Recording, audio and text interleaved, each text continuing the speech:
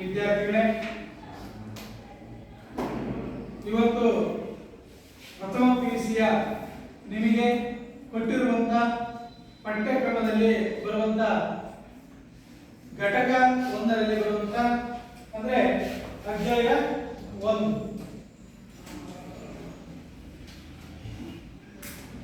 ರಾಜ್ಯಶಾಸ್ತ್ರ ಒಂದು ಅಧ್ಯಯನ.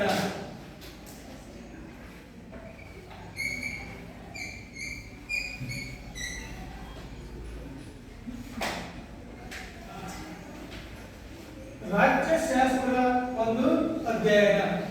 ಇಲ್ಲಿ ಸಮಾಜ ವಿಜ್ಞಾನಗಳಲ್ಲಿ ಹಲವು ಶಾಸ್ತ್ರಗಳಿದಾವೆ. ತತ್ವಶಾಸ್ತ್ರ, ಖಗೋಳಶಾಸ್ತ್ರ, ಅರ್ಥಶಾಸ್ತ್ರ, ತತ್ವಶಾಸ್ತ್ರ, ನೀತಿಶಾಸ್ತ್ರ, ಅವುಗಳಲ್ಲಿ ಇರುವಂತೆ ರಾಜ್ಯಶಾಸ್ತ್ರವು ಕೂಡ ಒಂದು ಶಾಸ್ತ್ರವಾಗಿದೆ. ಅಂದ್ರೆ ಎಲ್ಲ ಶಾಸ್ತ್ರಗಳಲ್ಲಿ ಮೇಲು ಶಾಸ್ತ್ರ ಯಾವುದು ಅಂದ್ರೆ ಅದು ರಾಜ್ಯಶಾಸ್ತ್ರ. ಹಾಗಾಗಿ ರಾಜ್ಯಶಾಸ್ತ್ರ ಅಂತಕ್ಕಂಥ ವಿಷಯ ಅದು ಇತ್ತೀಚಿನದಲ್ಲ, ಅದು ಪುರಾತನವಾಗಿರ್ತಕ್ಕಂಥ ಒಂದು ವಿಷಯವಾಗಿದೆ. ಪುರಾತನ ಗ್ರೀಕ್ ತತ್ವಜ್ಞಾನಿಗಳಾಗಿರ್ತಕ್ಕಂಥ ಪ್ಲೇಟೋ, ಅರಿಸ್ಟಾಟಲ್ ಮತ್ತು ಸಾಕ್ರೆಟಿಸ್ ಇವರು ಗ್ರೀಕ್ನ ತತ್ವಜ್ಞಾನಿ ತ್ರಿಮೂರ್ತಿಗಳು ಅಂತ ಹೇಳಿ ಕರೀತಾರೆ. ಈ ರಾಜ್ಯಶಾಸ್ತ್ರಕ್ಕೆ ವಾಸ್ತವಿಕವಾಗಿ ನಮ್ಮ ಭಾರತೀಯ ಚಿಂತಕರಾದಂಥ, ರಾಜಕೀಯ ಚಿಂತಕರಾದಂಥ ಈ ಕೌಟಿಲ್ಯನ ಗ್ರಂಥವಾದಂಥ ಅರ್ಥಶಾಸ್ತ್ರ, ಕೌಟಿಲ್ಯನ ಅರ್ಥಶಾಸ್ತ್ರ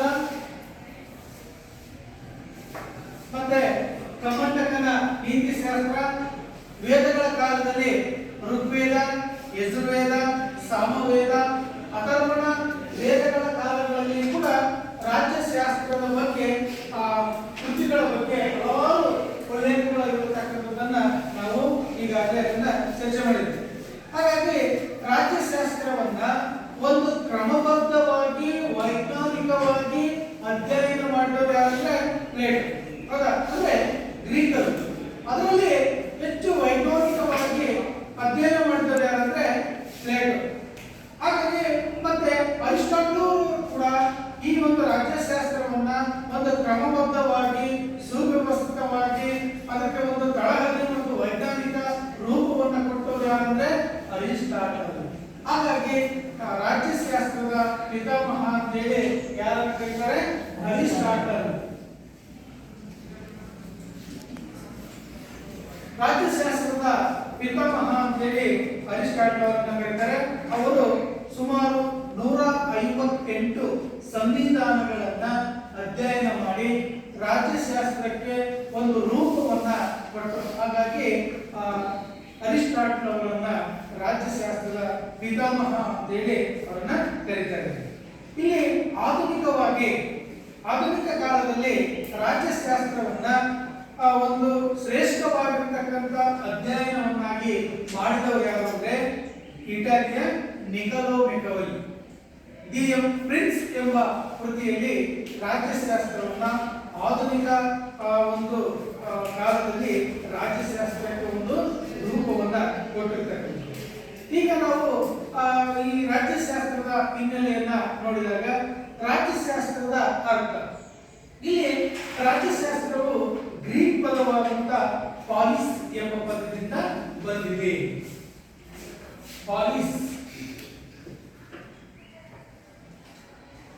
ಪಾಲಿಸ್ ಅಂದರೆ ನಗರ, ರಾಜ್ಯ.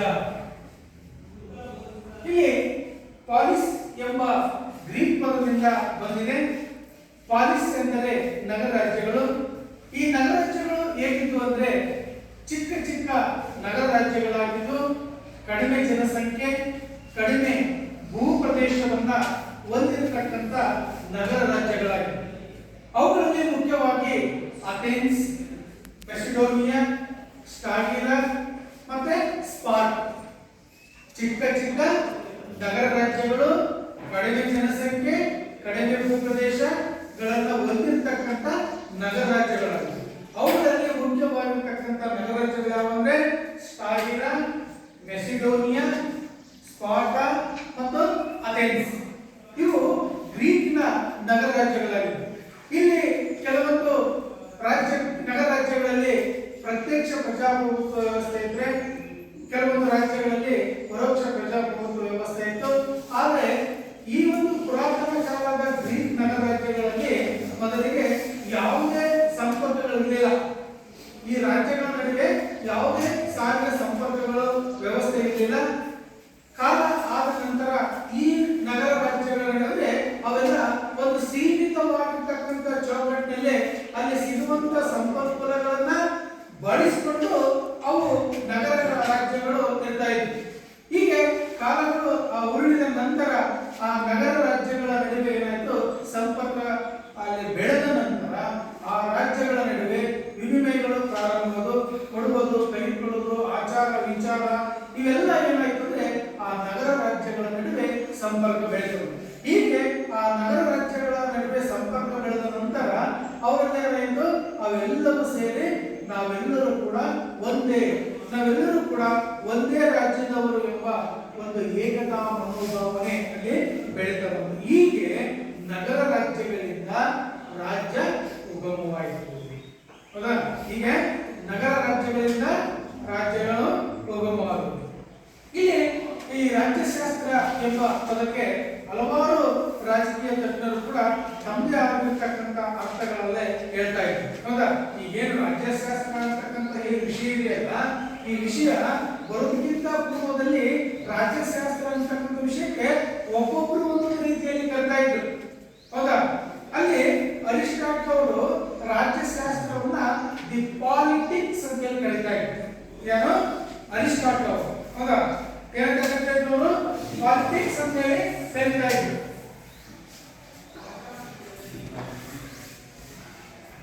ಆನಂತರ ಈ ರಾಜ್ಯಶಾಸ್ತ್ರವನ್ನ ಗೆಟೆಲ್ ಅಂತಕ್ಕಂಥ ಮತ್ತೊಬ್ಬ ರಾಜಕೀಯ ತಜ್ಞ ಏನಂತ ಕರೀತಾ ಇದ್ದಂದ್ರೆ ರಾಜ್ಯದ ಅಧ್ಯಯನ ಮಾಡುವ ವಿಜ್ಞಾನ ಅಂತ ಹೇಳಿ ಗೆಟೆಲ್ ಅವರು ಕರೀತಾ ಇದ್ರು. ಹೀಗೆ ಮತ್ತೊಬ್ಬ ರಾಜಕೀಯ ತಜ್ಞನಾಗಿರ್ತಕ್ಕಂಥ ಸರ್ ಫೆಡ್ರಿಕ್ ಪೋಲಾಕ್ ಅವರು ರಾಜಕೀಯ ವಿಜ್ಞಾನ ಅಂತ ಹೇಳಿ ಅವರು ಕರೀತಾರೆ. ಹೀಗೆ ಒಬ್ಬೊಬ್ರು ಒಂದೊಂದು ರೀತಿಯಲ್ಲಿ ರಾಜ್ಯಶಾಸ್ತ್ರವನ್ನ ಕರೀತಾ ಇದ್ರು. ಹಾಗಾಗಿ ಈ ರೀತಿಯಾಗಿ ಬೇರೆ ಎಲ್ಲರೂ ಒಂದೊಂದು ರೀತಿಯಾಗಿ ಕರೀತಾ ಬಂದ್ರೆ ಅದಕ್ಕೆ ಒಂದು ಒಮ್ಮತವಾಗಿರ್ತಕ್ಕಂಥ ಅರ್ಥ ನೀಡಲು ಆಗೋದಿಲ್ಲ. ಅದಕ್ಕೆ ಇಡೀ ಜಗತ್ತಿನಲ್ಲಿರ್ತಕ್ಕಂಥ ಎಲ್ಲ ರಾಜಕೀಯ ತಜ್ಞರನ್ನ ಕರೆದು ಒಂದು ಸಮ್ಮೇಳನವನ್ನ ಮಾಡಿ ಆ ಸಮ್ಮೇಳನದಲ್ಲಿ ಇದು ಎಲ್ಲರೂ ಕೂಡ ಸೇರಿ ಒಂದು ಪರ್ಟಿಕ್ಯುಲರ್ ಆಗಿ ಒಂದು ಹೆಸರನ್ನ ಕೊಡೋಣ. ಹೌದಾ? ಈಗ ಒಬ್ರು ರಾಜಕೀಯ ವಿಜ್ಞಾನ ಅಂತ ಹೇಳಿ ಕರೆದ್ರು, ಒಬ್ರು ಪಾಲಿಟಿಕ್ಸ್ ಅಂತ ಹೇಳಿ ಕರೆದ್ರು. ಹೌದಾ? ಹೀಗೆ ಮತ್ತೊಬ್ರು ರಾಜ್ಯದ ಬಗ್ಗೆ ಅಧ್ಯಯನ ಮಾಡುವಂತ ವಿಜ್ಞಾನ ಅಂತ ಹೇಳಿದ್ದಾರೆ. ಅದಕ್ಕೆ ಈ ರೀತಿಯಾಗಿ ಕರೆಯಬೇಡ, ಎಲ್ಲರೂ ಸೇರಿ ಒಂದೇ ಆ ವಿಷಯಕ್ಕೆ ಹೆಸರನ್ನ ಕೊಡೋಣ ಅಂತ ಹೇಳಿ ತೀರ್ಮಾನ ಮಾಡಿಕೊಂಡು ಒಂದು ಸಮ್ಮೇಳನವನ್ನ ಕರೀತಾರೆ. ಏನಂದ್ರೆ ಯುನೆಸ್ಕೋದ ಪ್ಯಾರಿಸ್ ನಲ್ಲಿ ಸೆಪ್ಟೆಂಬರ್ 1948ರಲ್ಲಿ ಯುನೆಸ್ಕೋದ ಪ್ಯಾರಿಸ್ ನಲ್ಲಿ ಒಂದು ಅಂತಾರಾಷ್ಟ್ರೀಯ ರಾಜಕೀಯ ಸಮ್ಮೇಳನವನ್ನ ನಡೆಸಿದರೆ ಆ ಸಮ್ಮೇಳನದಲ್ಲಿ ಎಲ್ಲರೂ ಸೇರಿ ಒಂದು ಒಮ್ಮತ ಅಭಿಪ್ರಾಯ ಕೊಡ್ತಾರೆ. ಯಾರು ಬೇರೆ ಬೇರೆ ರೀತಿಯ ಹೆಸರುಗಳಿಂದ ಕರೀತಾರೆ. ಕೊನೆಯದಾಗಿ ಎಲ್ಲರೂ ಏನಂತ ಕರೆದಂತೆ ಇದನ್ನ ಪೊಲಿಟಿಕಲ್ ಸೈನ್ಸ್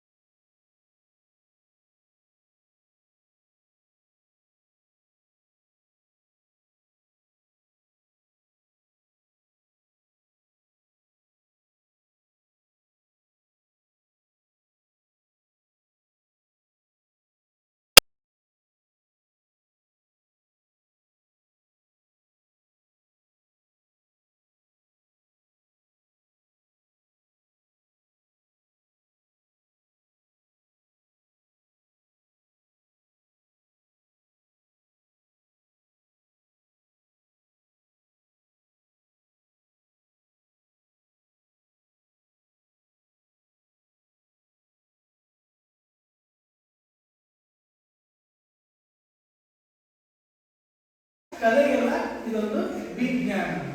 ಹೀಗೆ ಇವರಲ್ಲಿ ವಾದ ವಿವಾದಗಳು ಪ್ರಾರಂಭ. ಹೌದಾ? ಈಗ ರಾಜ್ಯಶಾಸ್ತ್ರ ಒಂದು ಕಲೆ ಅಂತಕ್ಕಂಥದ್ದು ಹೇಳುವ ಚಿಂತಕ ಏನಂತಂದ್ರೆ, ರಾಜ್ಯಶಾಸ್ತ್ರದ ಅಧ್ಯಯನದ ವಸ್ತು ವಿಷಯ ಇದೇನಿದೆ ರಾಜ್ಯಶಾಸ್ತ್ರ ಅಂತಕ್ಕಂಥದ್ದು ಇದು ಒಂದು ವಸ್ತು ವಿಷಯ. ಹೌದಾ? ವಸ್ತು ವಿಷಯ ಅಂಡರ್ಸ್ಟ್ಯಾಂಡ್ ಗೊತ್ತಾಗ್ತದ? ಒಂದು ವಸ್ತು ವಿಷಯ ಯಾವುದು? ರಾಜ್ಯಶಾಸ್ತ್ರ. ಹೌದಾ? ಈ ರಾಜ್ಯಶಾಸ್ತ್ರ ಅಧ್ಯಯನದ ಒಂದು ವಸ್ತು ವಿಷಯ. ಹೌದಾ? ಅಧ್ಯಯನದ ವಿಧಾನಗಳು ಮತ್ತು ಅದರ ಸಾಮಾನ್ಯ ತತ್ವಗಳ ನಿರೂಪಣೆ ಬಗ್ಗೆ ರಾಜಕೀಯ ಚಿಂತಕರಲ್ಲಿ ಒಮ್ಮತವಿಲ್ಲದಿರುವುದರಿಂದ ಇದನ್ನ ವಿಜ್ಞಾನ ಅಂತ ಕರೆಯುವುದಕ್ಕೆ ಯಾರು ಈ ಒಂದು ಕಲೆ ಅಂತಕ್ಕಂಥ ಹೇಳುವಂತ ಚಿಂತಕರು ಇದನ್ನ ನಿರಾಕರಿಸ್ತಾರೆ. ಇದು ವಿಜ್ಞಾನ ಅಲ್ಲ, ಇದೊಂದು ಕಲೆ. ಯಾಕಂದ್ರೆ ವಿಜ್ಞಾನದಲ್ಲಿ ಕಲೆಯಲ್ಲಿ ಅಧ್ಯಯನದ ವಿಷಯಗಳು ಇರ್ತವೆ. ಅಧ್ಯಯನದ ವಸ್ತು ವಿಷಯಗಳು, ವಿಧಾನಗಳು, ತತ್ವ ನಿರೂಪಣೆಗಳು ರಾಜ್ಯಶಾಸ್ತ್ರದಲ್ಲಿ ಇರುತ್ತೆ. ಅದಕ್ಕೆ ಇದೊಂದು ಕಲೆ, ಇದು ವಿಜ್ಞಾನವಲ್ಲ. ಇನ್ನ ವಿಜ್ಞಾನದಲ್ಲಿರುವಂತಹ ಚಿಂತಕರು ಏನಂತಾರೆ, ಇಲ್ಲಿ ರಾಜ್ಯಶಾಸ್ತ್ರವನ್ನ ಪ್ರಜೆಗಳಲ್ಲಿ ಜ್ಞಾನವನ್ನ ಅರಿವುಗೊಳಿಸಲು ಕ್ರಮಬದ್ಧವಾಗಿ ಅಧ್ಯಯನವನ್ನಾಗಿಸುವ ಮೂಲಕ ಇದನ್ನ ವಿಜ್ಞಾನ ಅಂತ ಹೇಳ್ತಾರೆ. ಈಗ ವಿಜ್ಞಾನದ ಮೂಲಕ ವೈಜ್ಞಾನಿಕ ವಿಧಾನವನ್ನು ಅಳವಡಿಸಿಕೊಂಡು ರಾಜ್ಯಶಾಸ್ತ್ರವನ್ನ ಅಲ್ಲಿ ನಾವು ಕ್ರಮಬದ್ಧವಾಗಿ ಅಧ್ಯಯನ ಮಾಡಲಿಕ್ಕೆ ವಿಜ್ಞಾನ ಬೇಕು. ಹಾಗಾಗಿ ವಿಜ್ಞಾನ ಕೂಡ ಅಲ್ಲಿ ಶ್ರೇಷ್ಠ ಅಂತಕ್ಕಂಥ ಮಾತನ್ನ ಅವ್ರು ಹೇಳ್ತಾರೆ. ಹೀಗೆ ವಾದ ವಿವಾದಗಳು ಕೂಡ ಪ್ರಾರಂಭ. ಹೌದಾ? ಇಲ್ಲಿ ರಾಜ್ಯಶಾಸ್ತ್ರವನ್ನು ವಿಜ್ಞಾನ ಅನ್ನೋದಕ್ಕೆ ಅವ್ರು ಹೇಳ್ತಾರೆ, ರಾಜ್ಯಶಾಸ್ತ್ರದ ಅಧ್ಯಯನದ ವಿಧಾನದಲ್ಲಿ ಅವಲೋಕನ ಮಾಡಬಹುದು. ಅವಲೋಕನ ಅಂದ್ರೆ ಅಬ್ಸರ್ವೇಷನ್, ನೋಡ್ಬೋದು. ಹೌದಾ? ಒಂದು ವಿಷಯ ಕೊಟ್ಟಾಗ ಅಥವಾ ಒಂದು ಮರ ಆಗಿರ್ಬೋದು, ಒಂದು ಗಿಡ ಆಗಿರ್ಬೋದು, ಒಂದು ವಸ್ತು ಆಗಿರ್ಬೋದು, ಹೌದಾ, ಒಂದು ಉಪಕರಣ ಆಗಿರ್ಬೋದು, ಅದನ್ನ ಕೊಟ್ಟಾಗ ನಾವು ಅವಲೋಕನ ಮಾಡ್ತೇವೆ. ಫಸ್ಟ್ ಅಬ್ಸರ್ವೇಷನ್ ಮಾಡ್ತೇವೆ. ಆಮೇಲೆ ಮಾಹಿತಿ ಸಂಗ್ರಹಣೆ, ಅದಕ್ಕೆ ಸಂಬಂಧಪಟ್ಟಂತೆ ಆ ಮಾಹಿತಿಯನ್ನ ಸಂಗ್ರಹಣೆ ಮಾಡ್ತೀವಿ. ಆ ಸಂಗ್ರಹಣೆ ಮಾಡಿದ ನಂತರ ಅದನ್ನ ಮಾಹಿತಿಯನ್ನ ವಿಂಗಡಣೆ ಮಾಡೋದು, ಭಾಗಗಳನ್ನಾಗಿ ಮಾಡೋದು. ಎ, ಬಿ, ಸಿ, ಡಿ ಅಂತ ಹೇಳಿ ವಿಂಗಡಣೆಯನ್ನು ಮಾಡಿ ಅದನ್ನು ನಾವು ಪ್ರಯೋಗಕ್ಕೆ ಒಳಪಡಿಸ್ತೀವಿ. 4 ವಿಧಾನಗಳನ್ನಾಗಿ ಮಾಡಿ ಅದನ್ನ ಪ್ರಯೋಗಕ್ಕೆ ಒಳಪಡಿಸಿ ನಂತರ ಅದನ್ನ ಸಂಶೋಧನೆಯ ಮೂಲಕ ಸತ್ಯಾನ್ವೇಷಣೆ ಮಾಡತಕ್ಕಂಥದ್ದೇ ವಿಜ್ಞಾನ. ಹಾಗಾಗಿ ರಾಜ್ಯಶಾಸ್ತ್ರವನ್ನು ವಿಜ್ಞಾನ ಅಂತೇಳಿ ಅವರು ವಾದ ಮಾಡ್ತಾರೆ. ಇನ್ನ ಈ ಕಲೆ ಅಂತಕ್ಕಂಥವು ಏನಂದ್ರೆ, ರಾಜ್ಯಶಾಸ್ತ್ರವು ಮಾನವನ ರಾಜಕೀಯ ಚಟುವಟಿಕೆಗಳನ್ನ ಕುರಿತು ಅಧ್ಯಯನ ಮಾಡುತ್ತದೆ. ಇಲ್ಲಿ ಮಾನವನ ಮಾನಸಿಕ ಸ್ಥಿಮಿತವಾಗಿಲ್ಲದ ಕಾರಣ ನಿಖರವಾಗಿ ಭವಿಷ್ಯತ್ತಿನ ರಾಜಕೀಯ ವಿದ್ಯಮಾನಗಳನ್ನ ಉಳಿಸಿಕೊಳ್ಳಿಕ್ಕೆ ಸಾಧ್ಯ. ಮುಂದೆ ಏನಾಗುತ್ತೆ ಅನ್ನೋದು ಇಲ್ಲಿ ಉಳಿಸಿಕೊಳ್ಳಕ್ಕೆ ಸಾಧ್ಯ ಇಲ್ಲ, ಇಲ್ಲಿ ಕಲೆಯಲ್ಲಿ. ಆದ್ರೆ ವಿಜ್ಞಾನದಲ್ಲಿ ಹೇಳ್ಬೋದು, ಮುನ್ಸೂಚನೆ ಹೇಳಿದ್ರೆ ಹವಾಮಾನ ಇಲಾಖೆ ಹೇಳುತ್ತೆ ಕವರ್ಸೋದಲ್ಲ, ಮುಂದೆ ಮಳೆ ಬರುತ್ತೆ ಎಷ್ಟು ಗಂಟೆಯಲ್ಲಿ. ಹಾಗಾಗಿ ಮಳೆಯ ಅಕ್ಕಪಕ್ಕ, ಸಮುದ್ರದ ಅಕ್ಕಪಕ್ಕ ಯಾರು ಮೀನನ್ನು ಹಿಡಿಯಬಾರದು, ಯಾರು ಕೂಡ ಹೊರಕ್ಕೆ ಹೋಗಬಾರ್ದು. ಯಾರಾದ್ರೂ ದಕ್ಷಿಣ ಪ್ರದೇಶದಲ್ಲಿ ಇರ್ತಕ್ಕಂಥವರು ಅತಿ ಹೆಚ್ಚು ಮಳೆ ಆಗುತ್ತೆ, ಪ್ರವಾಹ ಉಂಟಾಗುತ್ತೆ, ಎಲ್ಲ ಗೋಚರವಾಗುತ್ತೆ. ಅದಕ್ಕೆ ನೀವೆಲ್ಲರೂ ಕೂಡ ತಕ್ಷಣವೇ ಇಲ್ಲಿಂದ ಖಾಲಿ ಮಾಡಿ. ಹವಾಮಾನ ಇಲಾಖೆ ಮುನ್ಸೂಚನೆ ಬರುತ್ತೆ. ಯಾವುದರಿಂದ? ವಿಜ್ಞಾನದ ಸಹಾಯದಿಂದ. ಹೌದಾ? ವಿಜ್ಞಾನದ ಸಹಾಯದಿಂದ ಈ ರೀತಿ ಆಗುತ್ತೆ. ಹವಾಮಾನ ಇಲಾಖೆ ಸುನಾಮಿ ಬರ್ಬೋದು, ಸುಂಟರ್ ಗಾಳಿ ಬರ್ಬೋದು, ಭೂಕಂಪ ಆಗ್ಬೋದು. ಇವು ಯಾವುದರಿಂದ ಅಂದ್ರೆ ವಿಜ್ಞಾನದ ಒಂದು ಸಂಯುಕ್ತ ಅನ್ವೇಷಣೆ ಮಾಡೋದ್ರಿಂದ ಅಲ್ಲೇನಾಗುತ್ತೆ ನಮಗೆ ಈ ಮುನ್ಸೂಚನೆಯನ್ನ. ಆದ್ರೆ ಕಲೆಯಲ್ಲಿ ಏನಾಗುತ್ತೆ, ಮುಂದೆ ಭವಿಷ್ಯ ಇಂಥವರೇ ಪ್ರಧಾನಮಂತ್ರಿ ಆಗ್ತಾರೆ, ಇಂಥವರೇ ಅಧಿಕಾರಕ್ಕೆ ಬರೋದು ಹೇಳಿಕೆ ಸಾಧ್ಯ ಇಲ್ಲ. ಹಾಗಾಗಿ ಇಲ್ಲಿ ಏನಾಗುತ್ತೆ, ವಿಜ್ಞಾನ ಶ್ರೇಷ್ಠ ಅಂತಕ್ಕಂಥ ಅವ್ರು ಹೇಳ್ತಾರೆ, ಇಲ್ಲಿ ಕಲೆಯೇ ಇಲ್ಲಿ ಶ್ರೇಷ್ಠ ಅಂತಕ್ಕಂಥದ್ದನ್ನ ಹೇಳುತ್ತೆ. ಹೀಗೆ ಕೊನೆಯದಾಗಿ ಈ ರಾಜ್ಯಶಾಸ್ತ್ರಜ್ಞರ ಇಬ್ಬರ ನಡುವೆ ಒಂದು ಒಮ್ಮತ ಅಭಿಪ್ರಾಯಕ್ಕೆ ಬರ್ತಾರೆ. ಹಾಗಾಗಿ ಕೊನೆ ಬಂದು ಏನಂತಾರೆ, ರಾಜ್ಯಶಾಸ್ತ್ರವು ಒಂದು ವಿಜ್ಞಾನ ಹೌದು, ಒಂದು ಕಲೆಯೂ ಹೌದು ಎಂಬತಕ್ಕಂಥ ಅಭಿಪ್ರಾಯವನ್ನ ಅವರು ಮನ್ನಣೆಗೆ ಬರ್ತಾರೆ. ಹೀಗೆ ರಾಜ್ಯಶಾಸ್ತ್ರವು ಒಂದು ವಿಜ್ಞಾನ ವಿಜ್ಞಾನ ಮತ್ತು ಕಲೆ ಎರಡೂ ಕೂಡ ನಿರಂತರ ವಿಸ್ತೃತಿ ಮತ್ತು ಪರಿಷ್ಕರಣೆಯೊಂದಿಗೆ ಸತತವಾಗಿ ಸಾಧನೆಯನ್ನ ಮಾಡುವ ಮೂಲಕ ಕಲೆಯನ್ನಾಗಿ ಮಾಡಬಹುದು. ಒಬ್ಬ ಕಲಾವಿದ ನಿರಂತರವಾಗಿ ಯಶಸ್ವಿಯಾಗಲಿಕ್ಕೆ ಇದು ಕೂಡ ಒಂದು. ಅದೇ ರೀತಿಯಾಗಿ ಆ ಮುಂದಿನ ಆಡಳಿತ, ನಾಯಕತ್ವ, ಕಲ್ಯಾಣ ರಾಜ್ಯ, ಅದರ ಪರಿಕಲ್ಪನೆ, ತೀರ್ಮಾನಗಳು, ತೀರ್ಪುಗಳು, ಇನ್ನು ಅನೇಕ ವಿಷಯಗಳಿಗೆ ಸಂಬಂಧಪಟ್ಟಂತೆ ರಾಜ್ಯಶಾಸ್ತ್ರವನ್ನ ಒಂದು ಕಲೆಯ ವಿಷಯವನ್ನಾಗಿ ಕೂಡ ಮಾಡಬಹುದು ಅನ್ನತಕ್ಕಂಥ ಮಾತನ್ನ ಆ ನಂತರ ಇಲ್ಲಿ ಇದನ್ನ ರಾಜ್ಯಶಾಸ್ತ್ರದ ಬಗ್ಗೆ ಹಲವಾರು ರಾಜಕೀಯ ಚಿಂತಕರು ತಮ್ಮದೇ ಆಗಿರತಕ್ಕಂಥ ಅಭಿಪ್ರಾಯಗಳನ್ನ ಅಲ್ಲಿ ಹೇಳಿದ್ರೆ ವ್ಯಾಖ್ಯೆಗಳು. ಅವರಲ್ಲಿ sir John ಸಿಲೆ sir John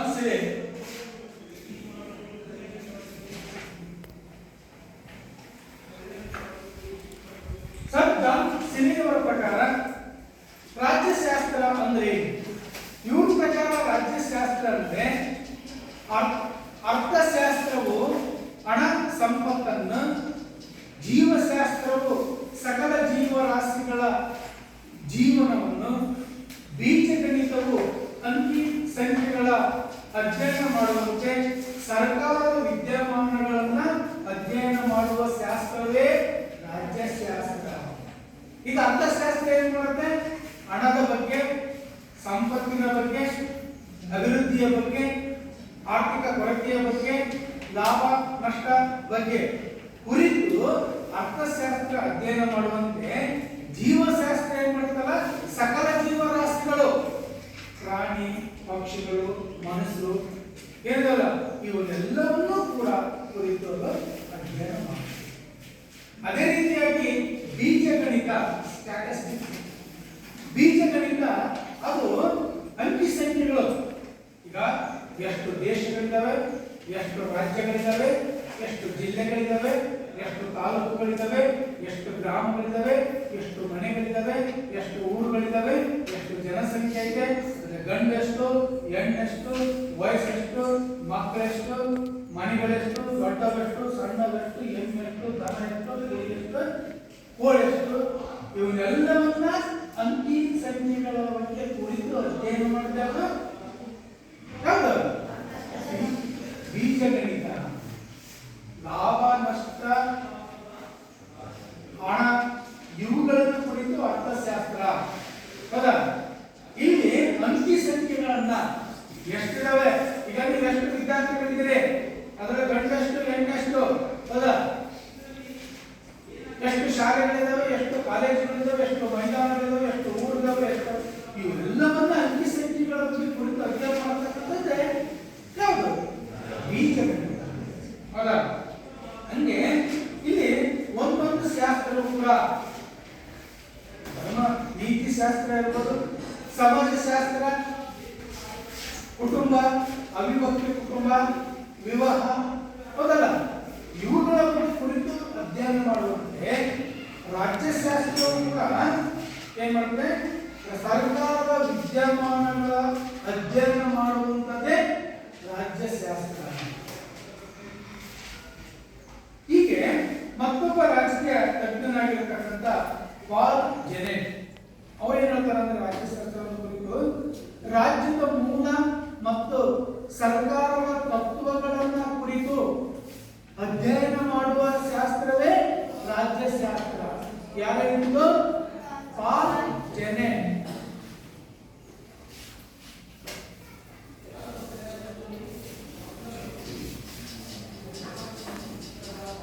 Pal ಜೆನೆಟ್ ಅವರ ಪ್ರಕಾರ ರಾಜ್ಯಶಾಸ್ತ್ರ ಎಂದರೆ ರಾಜ್ಯದ ಮೂಲ, ರಾಜ್ಯ ಹೇಗೆ ಹುಟ್ಟಿಕೊಳ್ತು, ರಾಜ್ಯದ ಬೆಳವಣಿಗೆ ಏನು, ರಾಜ್ಯದ ಅಭಿವೃದ್ಧಿ ಏನು, ಮತ್ತೆ ಸರ್ಕಾರ ಅಂದ್ರೇನು, ಸರ್ಕಾರದ ಅಂಗಗಳು, ಶಾಸಕಾಂಗ, ಕಾರ್ಯಾಂಗ, ನ್ಯಾಯಾಂಗ, ಅದರ ಅಂಗಗಳನ್ನ, ಅದರ ತತ್ವಗಳನ್ನ, ಅದರ ಕಾರ್ಯಗಳನ್ನ ಕುರಿತು ಅಧ್ಯಯನ ಮಾಡುವಂತ ಶಾಸ್ತ್ರ ಇದೆಯಲ್ಲ, ಅದನ್ನ ಏನಂತ ಕರೆದ್ರು ರಾಜ್ಯಶಾಸ್ತ್ರ ಅಂತ ಹೇಳಿ ಪಾಲ್ ಜೆನೆಟ್ ಅವರು ಅದೇ ರೀತಿಯಾಗಿ ಮತ್ತೊಬ್ಬ ರಾಜಕೀಯ ತಜ್ಞನಾಗಿರ್ತಕ್ಕಂಥ ಕ್ಯಾಟಲಿನ್, ಯಾರು?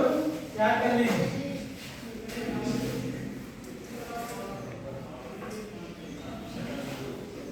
ಕ್ಯಾಟಲಿನ್ ಇವ್ರ ಪ್ರಕಾರ ರಾಜ್ಯಶಾಸ್ತ್ರ ಅಂದ್ರೆ ಇವ್ರು ಹೇಳ್ತಾರೆ ಮಾನವನ ರಾಜಕೀಯ ಚಟುವಟಿಕೆಗಳನ್ನ ಕುರಿತು ಅಧ್ಯಯನ ಮಾಡುವ ಶಾಸ್ತ್ರವೇ ರಾಜ್ಯಶಾಸ್ತ್ರ. ಮಾನವನ ರಾಜಕೀಯ ಚಟುವಟಿಕೆಗಳನ್ನ ಕುರಿತು ಅಧ್ಯಯನ ಮಾಡುವ ಶಾಸ್ತ್ರವೇ ರಾಜ್ಯಶಾಸ್ತ್ರ. ಹೌದಾ? ನಾವು ಮಾನವ ಏನಲ್ಲ ಅವರ ರಾಜಕೀಯ ವಿಚಾರಗಳು, ಚರ್ಚೆಗಳು, ಚಿಂತನೆಗಳು ಇವೆಲ್ಲವುಗಳನ್ನ ಕುರಿತು ಅಧ್ಯಯನ ಮಾಡುವ ಶಾಸ್ತ್ರವೇ ರಾಜ್ಯಶಾಸ್ತ್ರ. ಹೀಗೆ ರಾಜ್ಯಶಾಸ್ತ್ರದ ಬಗ್ಗೆ ಹೇಳಿರ್ತಕ್ಕಂಥ ಎಲ್ಲ ರಾಜಕೀಯ ವಿಚಾರಧಾರೆಗಳನ್ನ ನೋಡಿದಾಗ ನಮಗೆ ತಿಳಿದು ಬರುವಂತಹ ಅಂಶ ಏನಂದ್ರೆ ರಾಜ್ಯಶಾಸ್ತ್ರವು ಸಂಘಟಿತ ಸಮಾಜದಲ್ಲಿ ಮಾನವನ ರಾಜಕೀಯ ಚಟುವಟಿಕೆಗಳು ಮತ್ತು ರಾಜ್ಯ ಹಾಗೂ ಸರ್ಕಾರವನ್ನ ಕುರಿತು ಅಧ್ಯಯನ ಮಾಡುವ ಶಾಸ್ತ್ರವೇ ರಾಜ್ಯಶಾಸ್ತ್ರ. ರಾಜ್ಯ ಮತ್ತು ಸರ್ಕಾರ ಹಾಗೂ ಮಾನವನ ರಾಜಕೀಯ ಚಟುವಟಿಕೆಗಳನ್ನ ಕುರಿತು ಅಧ್ಯಯನ ಮಾಡುವ ಶಾಸ್ತ್ರವೇ ರಾಜ್ಯಶಾಸ್ತ್ರ. ಹೌದಾ? ಇವೆಲ್ಲ ನೋಡಿದಾಗ ನಾವು ಹೌದಾ ಒಬ್ಬೊಬ್ರು ಒಂದೊಂದು ರೀತಿಯಲ್ಲಿ ತಮ್ಮ ಅಭಿಪ್ರಾಯಗಳನ್ನ ವ್ಯಕ್ತಪಡಿಸಿದರು. ಹಾಗಾಗಿ ಆ ಎಲ್ಲ ಅಭಿಪ್ರಾಯಗಳನ್ನ ವ್ಯಕ್ತಪಡಿಸಿದಾಗ ನಮಗೆ ತಿಳಿದು ಬರತಕ್ಕಂಥದ್ದು ಏನಂದ್ರೆ ರಾಜ್ಯಶಾಸ್ತ್ರ ಅಂತಕ್ಕಂಥದ್ದು ರಾಜ್ಯ ಮತ್ತು ಸರ್ಕಾರ ಹಾಗೂ ಮಾನವನ ರಾಜಕೀಯ ಚಟುವಟಿಕೆಗಳನ್ನ ಕುರಿತು ಅಧ್ಯಯನ ಮಾಡುವಂತಹ ಶಾಸ್ತ್ರವೇ ರಾಜ್ಯಶಾಸ್ತ್ರ ಅಂತ ಹೇಳಿ ಈಗಾಗಲೇ ಕರೀತಾರೆ. ಓಕೆ, ಈಗಾಗಲೇ ಇದ್ರ ಬಗ್ಗೆ ನಿಮಗೆ ಎಷ್ಟು ಅರ್ಥ ಆಗಿದೆ, ಅದರ ಬಗ್ಗೆ ಏನಾಗಿದೆ, ಎಷ್ಟು ತಿಳ್ಕೊಂಡಿದ್ದೀರಿ ಅನ್ನೋದ್ರ ಬಗ್ಗೆ ಸ್ವಲ್ಪ ನಿಮಗೆ ಪ್ರಶ್ನೆಗಳನ್ನ ಕೇಳ್ತೀನಿ. ರಾಜ್ಯಶಾಸ್ತ್ರದ ಮೂಲ ಪದ ಯಾವುದು? ಪಾಲಿಸ್. Very good. ನೆಕ್ಸ್ಟ್, ಪಾಲಿಸ್ನ ಯಾವ ಪದದಿಂದ ಬಂದಿದೆ?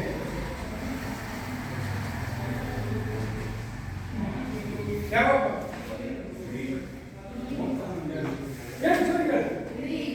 ಗ್ರೀಕ್ ಪದ. ಗ್ರೀಕ್ ಪದದಿಂದ ಬಂದಿದೆ. ಗ್ರೀಕ್ ಪದ. ನೆಕ್ಸ್ಟ್, ಗ್ರೀಕ್ನ ತತ್ವಜ್ಞಾನಿ ತ್ರಿಮೂರ್ತಿಗಳು ಯಾರು? ತತ್ವಜ್ಞಾನಿ ತ್ರಿಮೂರ್ತಿಗಳು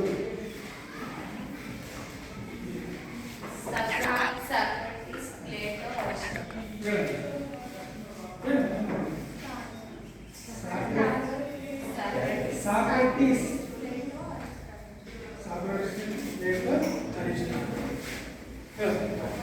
ರಾಜ್ಯಶಾಸ್ತ್ರದ ಪಿತಾಮಹ ಯಾರು? Very good. ಅರಿಸ್ಟಾಟಲ್. ಮತ್ತೆ ಅರಿಸ್ಟಾಟಲ್ ಅವರು ರಚಿಸಿದ ಕೃತಿ ಯಾವುದು? The politics. The politics.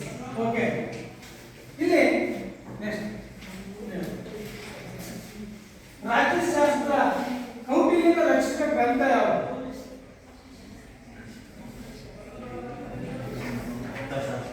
ಕೌಟಿಲ್ಯನು ರಚಿಸಿದ ಗ್ರಂಥ ಅರ್ಥಶಾಸ್ತ್ರ. Very good.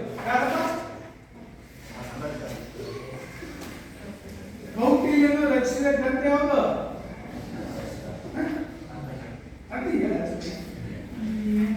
ಅರ್ಥಶಾಸ್ತ್ರ.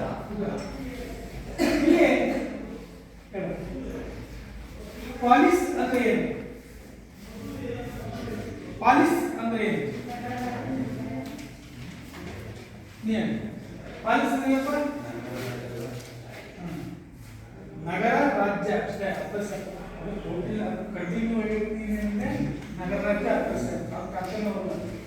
ಪಾಲಿಸ್ ಅಂದ್ರೆ ಏನಪ್ಪ ಅಂದ್ರೆ ನಗರ ರಾಜ್ಯ. ನಗರ ರಾಜ್ಯ ಅಂದ್ರೆ ಏನಿತ್ತು?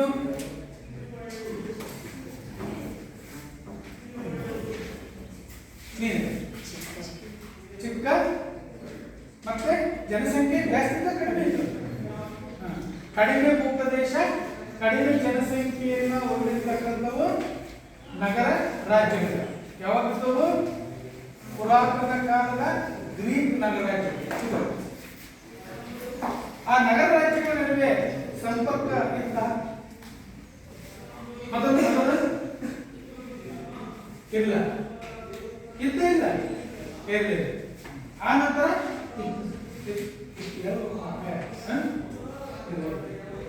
ಮತ್ತೆ ನೆಕ್ಸ್ಟ್ ಇಲ್ಲಿ ರಾಜ್ಯಶಾಸ್ತ್ರ ಅನ್ನೋದಕ್ಕಿಂತ ಪೂರ್ವದಲ್ಲಿ ಒಂದು ಸಮ್ಮೇಳನವನ್ನ ಮಾಡಿದ್ರು. ಎಷ್ಟರಲ್ಲಿ? 1948ರಲ್ಲಿ ಒಂದು ಸಮ್ಮೇಳನವನ್ನ ಮಾಡಿದ್ರು. ಮಾಡಿ ಏನ್ ಮಾಡಿದ್ರು? ಅದಕ್ಕೆ ಏನು ತೆಗೆದುಬಿಟ್ರು? ಪೊಲಿಟಿಕಲ್ ಸೈನ್ಸ್ ಅಂದ್ರೆ